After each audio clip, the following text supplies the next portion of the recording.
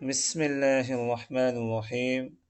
وعن عبد الله بن عمرو بن العاص رضي الله عنهما أن رجلا سأل رسول الله صلى الله عليه وسلم: أي الإسلام خير؟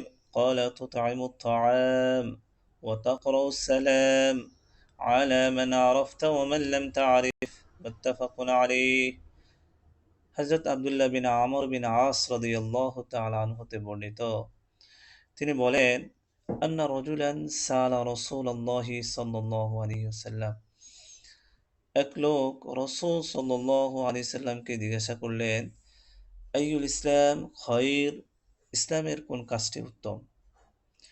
সর্বোত্তম ইসলামী কাজ কি, অথবা ইসলামের কোন কাজটি উত্তম?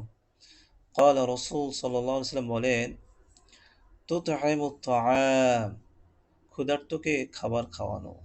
তুতঈমুত তাআম, খানা খাওয়ানো।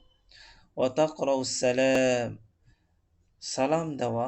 আলা মান আরাফতা ওয়া মান লাম তা'রিফ, যাকে চেনো যাকে চেনো না, পরিচিত অপরিচিত সবাইকে সালাম দেওয়া হচ্ছে ইসলামের উত্তম কাজ। তো ইসলামের উত্তম কাজের মধ্যে এখানে নবীজি সাল্লাল্লাহু আলাইহি ওয়াসাল্লাম দুইটা বিষয় উল্লেখ করেছেন। একটা হচ্ছে খাবার খাওয়ানো, এটা অনেক সওয়াবের কাজ। গরিব দুঃখীদেরকে, যারা খাবার খেতে পায় না, ভালোভাবে খেতে পায় না, তাদেরকে খাবার খাওয়ানোর ব্যবস্থা করা।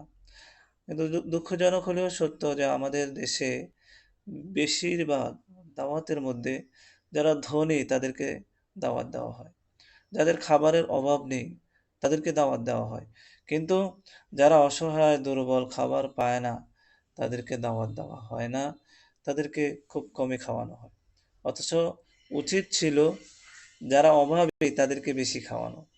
তো এই হিসাবে আমরা এই হাদিসটার উপর আমল করার চেষ্টা করব, যে তুতঈমুত তাআম, বেশি বেশি খানা খাওয়াবো যারা গরিব আছেন, মিসকিন আছেন।